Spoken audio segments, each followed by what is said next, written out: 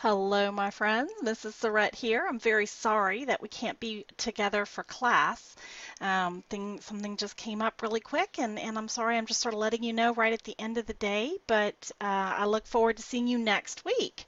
So I wanted to go ahead and continue on with our lesson, which was to look at some new approaches of psychology.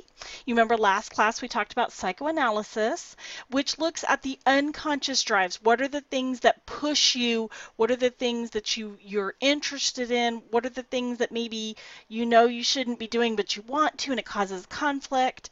But it also looks at your past. What happened in your past? What caused you to behave this way or to be shaped this way? So please, just a reminder, if you haven't signed up for Edpuzzle, please do so. And remember that I'm also sending a copy of the slides along with this video so that you can get to them if you need them. All right, as always, the vision, mission, and Class Connect Fab 4. I know you're very excited by those. But I wanted to talk about the 7 major approaches to psychology.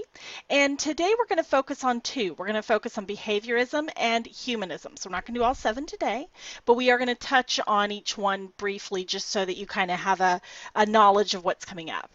In behaviorism, we want to think about how does behaviorism differ from all other approaches of psychology. It's really, really different. And sometimes people struggle because it's not what you think of when you think of traditional psychology. And we also want to think about the humanist approach and how it works. And again, if you want those guided notes, don't forget they're in the slides that I've sent out. All right. So modern psychology does have 7 accepted approaches. We will be studying them all throughout the class. We already talked a little bit about evolutionary last class. Hopefully you were there or saw the recording. And this is the how natural selection selects traits like primal survival instincts and how they influence behavior. And it grew from William James' idea of functionalism. Another one we're going to talk about, not this class, but next class, is neurobiological, and a lot of my very scientific friends may like this one. This is a very internal, genetic-based approach. And the idea is that it's the activity of the brain, the nervous system, the hormones, and the genetics. So all the chemicals that are up here in your brain, your hormones going through your brain and your body, your genetics, your nervous system, all come together to create your thinking, your behavior, all of that. So it's a very scientifically based, I guess you could say, probably the most scientific, if you will, of all of the psychological branches. And I find a lot of my friends who like biology and things like that really like the neurobiological approach. Behaviorism, we'll be talking about that one today. This examines the learning process, focusing in particular on the influences of negative and positive stimuli. And I have to tell you something, if there's one thing behaviorism will do, it will kind of blow your mind in that negative and positive don't mean what you think they do. And I'll talk a little about that today, but we'll really get into that in Unit 3.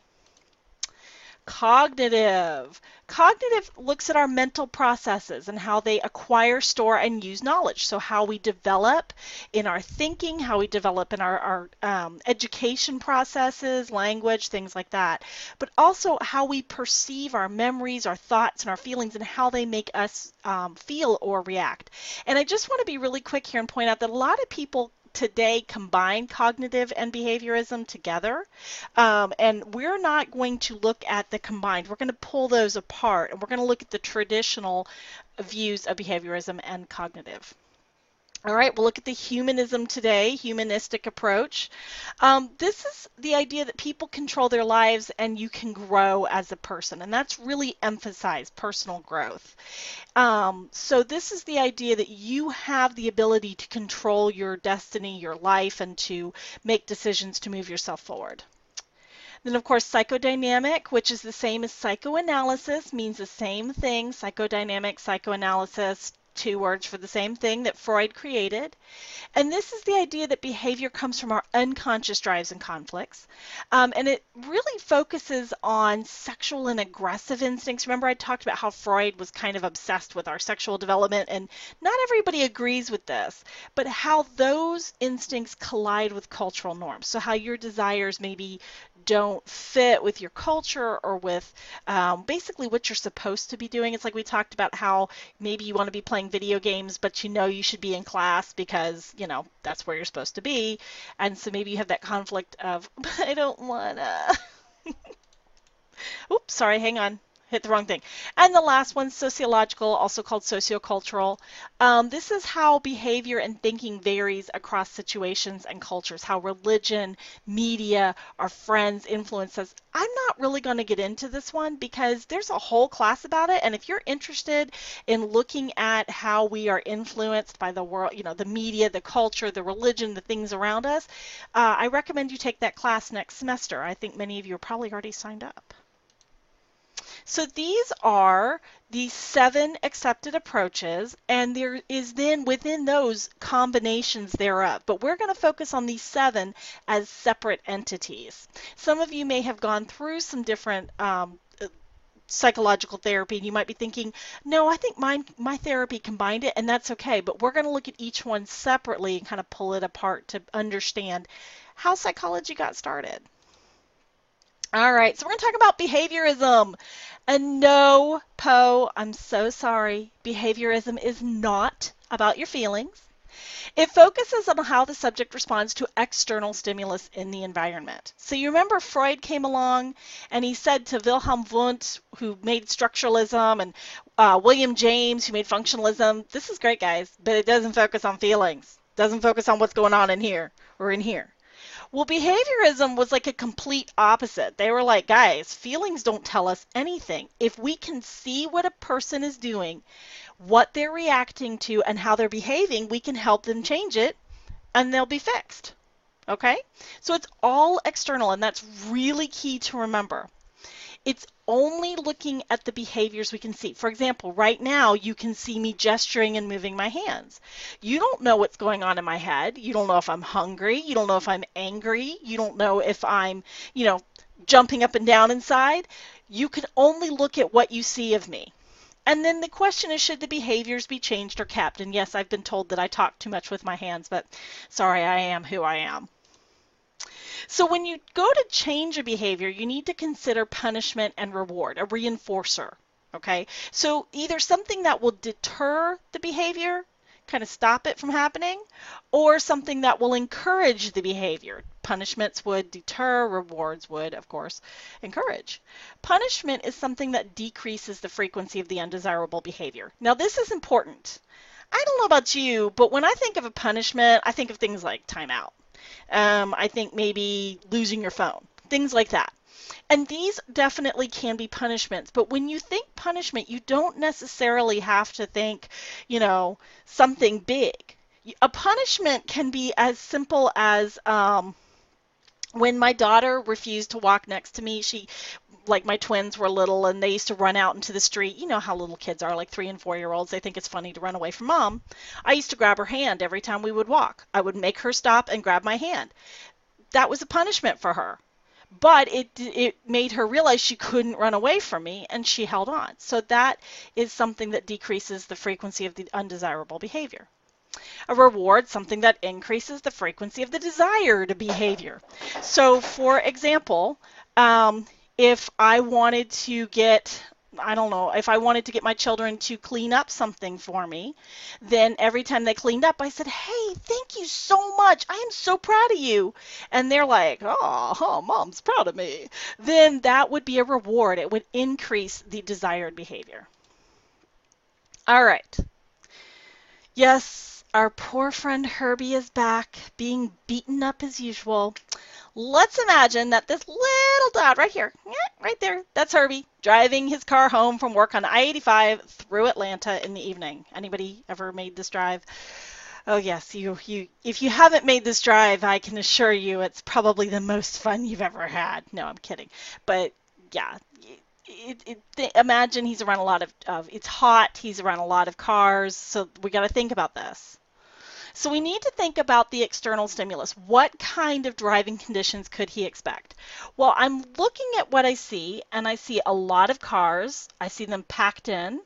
Doesn't look like those cars are moving with a whole lot of speed, so they may be stopped or they may be moving really slowly. This is the summertime when this picture was taken, so it's probably hot outside.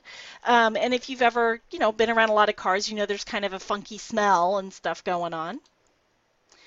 And so I wanted you to kind of think about what you've had to deal with if you've ever been stuck in traffic and how you or the driver reacted. And this is the key.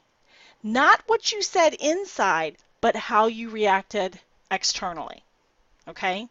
So were you mad and yelling? Were you banging on the dashboard? Were you sitting there, oh, is this ever going to end? What were you doing? Think about it, or what was the driver doing? So that's what we want to think about is what is Herbie doing? What behaviors can we see? So Herbie is not having a good day stuck in all that traffic. Herbie can't stand it. He's showing signs of rage by honking his horn. He's screaming at the drivers, move, you idiots! He's shouting. He's banging on the steering wheel. He's cutting people off. These are all the behaviors we're seeing externally. Okay? So we want to focus on those behaviors, and we want to focus on whether or not they should be changed and what we could do to change it. So according to behaviorism, what is the environmental stimulus to which Herbie is reacting? The traffic, right? The fact that the traffic is not moving, there's a lot of cars. What are his external observable behaviors? Well, we talked about that. Honking his horn, screaming, shouting, banging on the steering wheel, cutting people off. These are all external observable behaviors. So what do you guys think? Should this behavior be reinforced or changed? Well, is this behavior useful? Is this behavior the kind of behavior we want to encourage? I would argue no. I would argue that it should be changed. And the reason why is I worry that him yelling at people, banging on the steering wheel, cutting people off is probably causing him to be a dangerous driver and he could hurt someone else or even spark an incident of road rage by cutting off the wrong person. And I would hate for that to happen. So what rewards or punishments could you suggest to change Herbie's behavior? Well, I know that Herbie really sorry, let me try that again there for a moment. I would think about what would encourage Herbie to have the right kind of behavior, okay? So I see that when Herbie listens to music, he behaves in a calm manner. So I might say to him, okay, when you are showing these signs of anger, put on the radio, and you're going to sing with the radio. Okay, you can sing really loud if you want, but you're going to sing with the radio. And the singing, it's rewarding to Herbie. Okay, so it's going to encourage better behavior, calmer driving, calmer behavior. A punishment, maybe Herbie has a rubber band around his wrist, and every time he starts to feel frustrated or showing these signs, honking his horn and yelling, he starts to snap that rubber band. Okay, and it reminds him, ooh, this is behavior I don't want to keep. Plus, if you've ever done that, after a while it begins to hurt. So we could think about some punishments or rewards, and maybe you have some even better ones that, had we been in class, you could share. All right. So let me tell you another little story. This actually happened to me the first year I taught here at GCA. I had a student who attended U.S. history class. I was teaching U.S. history my first year. We get to the end of class, and he asks me to go through basically all the slides again. He puts up his hand, and he says, Miss, I said, yeah. He says, can you go through the slides with me? And I'm like, sure. Which slide did you not understand? He's like, can you start from the beginning? And I was like, okay, and I thought, well, maybe he got lost somewhere or confused. So the next class, he does it again. And I'm like, dude, what are you doing during class? Okay? And I know you'll be very, very shocked to find out he's playing video games. He's just ignoring class. Okay? And I thought, whoa, you're wasting my time.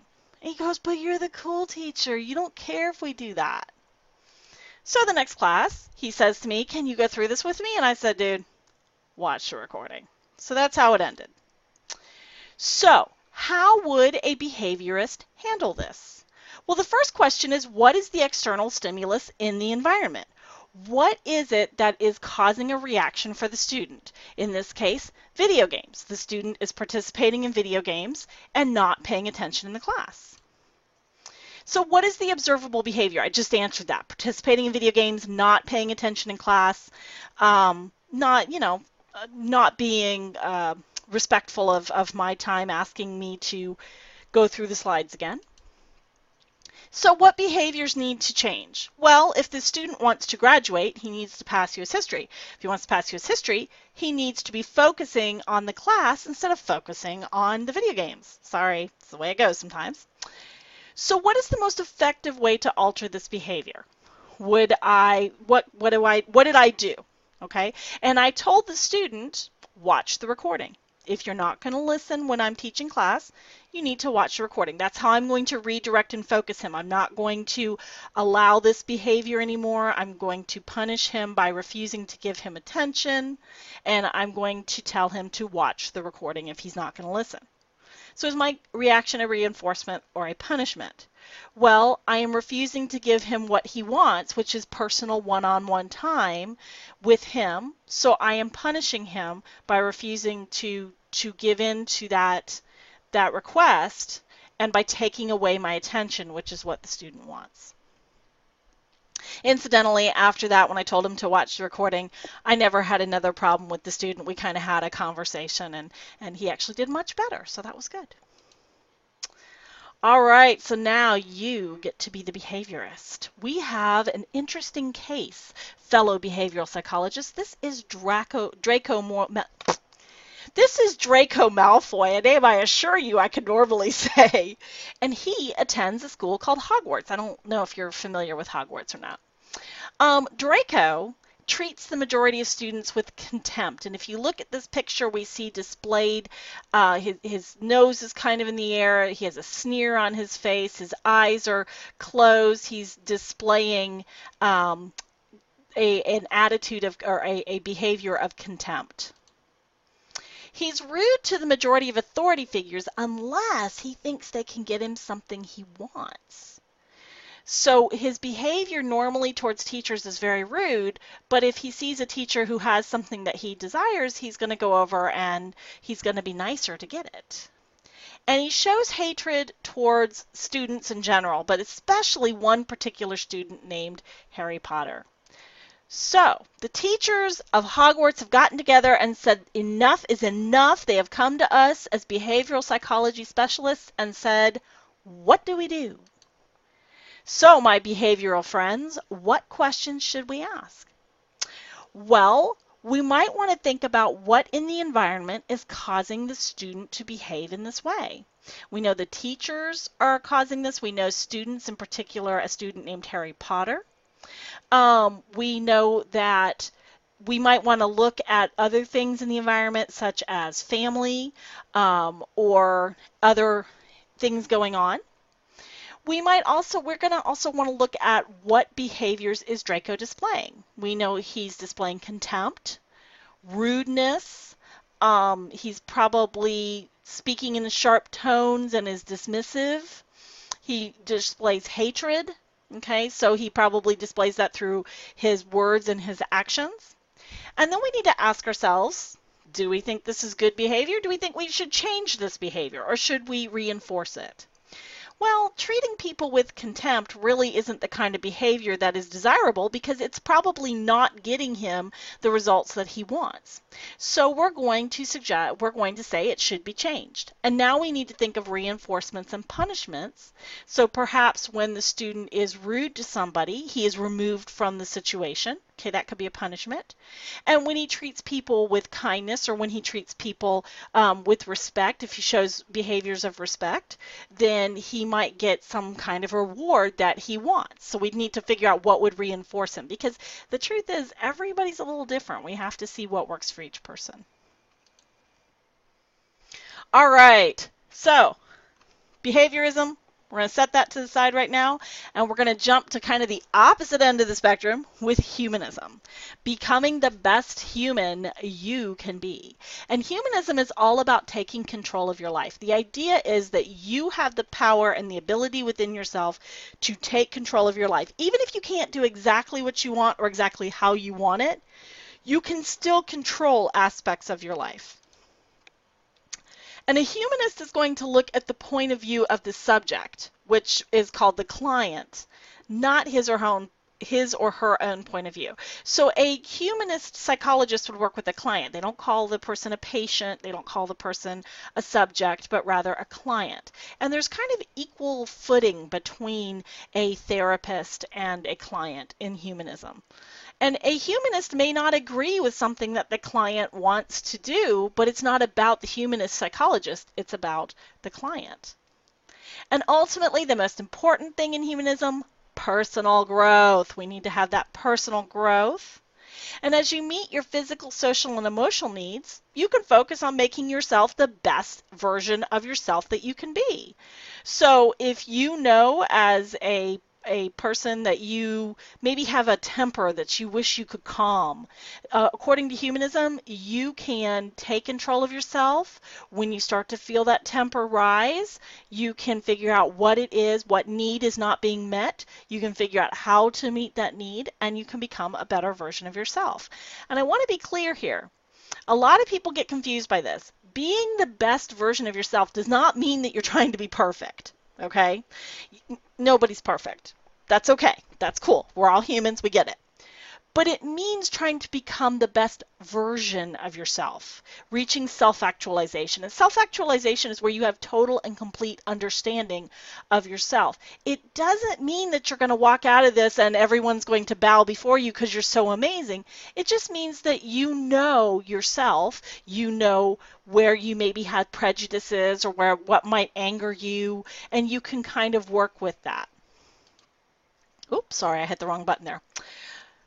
Now, there is a movement in literature and history referred to as humanism, which is where the person is more important than God or the divine.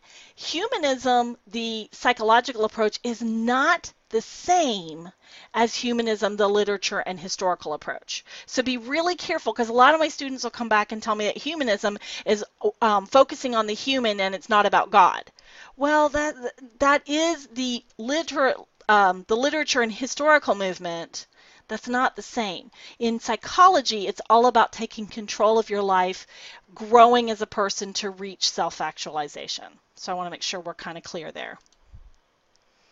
All right, so humanists, we have a client. This is Harry Potter. Harry lives with his aunt, uncle, and cousin, and they don't treat him very well. He wants to be more respected, but he's afraid to stand up to his family, and he doesn't have anybody who can back him up. Harry feels insecure and angry about the treatment that he receives, and currently he is attending a local public school. So my humanist friends, what do we want to consider? Well, our goal is to help Harry reach self-actualization, the best version of himself. And so we want to look at first what needs are not being met. Well, we can see that he needs respect. He's not getting that. He needs to feel security. He's not getting that. And he needs to figure out how he can get these things. Maybe it's as simple as when his aunt or uncle says something that makes him mad in his head, he thinks, no, I am not going to be angry because I am better than that. So maybe it's what he does inside, how he reacts. Maybe that's all he can control. And where can he take control in his life? Can he take control inside himself? Can he go to the local public school and join in activities that will help him to advance himself? Okay, how can he take control? Again, it doesn't necessarily mean that he's going to completely change his life. It may be that he takes control simply by looking at these things in a different way. All right, another attempt at being humanists. This is Ginny Weasley. Hi, Ginny. Ginny is attending a school called Hogwarts. Oh, hey, she must know Draco Malfoy. Just like her 6 brothers before her, so she is number 7 in the line of 7. She feels like everyone sees her older brothers, but no one sees her. She likes to hang around with them, her brothers, and with their friends, such as Harry and Hermione. Ginny is very good at casting the Bat Bogey Hex and is a skilled Quidditch player. So she has sorry, I lost my thought there. She has a spell she's really good at. She's really good at the sport of Quidditch. So, my humanist friends, What kind of questions are we going to ask? Well, let's start with her needs. What does she need? She seems to need attention. She says no one notices her. She needs friends. She hangs out with her brother and their friends. And she needs to be recognized. So what could she do to take control of her life? Well, she spends all her time with her brothers and her brother's friends. Perhaps she needs to look around and make some different friends. She's skilled at Quidditch. Perhaps she needs to try and join a team or to play Quidditch. She's very good at the spells that she knows. Maybe she needs to continue working on her spells and gain some recognition that way. Mischief managed, my friends. We have reached the end of class. So next class on Monday, we're going to continue talking about different approaches. We're going to jump into neurobiology and cognitive psychology. Make sure you've taken your pre-test, your syllabus quiz, and sign up for Edpuzzle. You also have the 1.03 quiz coming up if you haven't taken that yet. And if you need anything, please let me know. I am including, with this recording, I am also including a clean copy of the slides, which has all the links in here if you need them, including the lab that we didn't get a chance to do, but it's got a great video that I think you might enjoy. And as always, my friends, please let me know if there's anything I can do for you.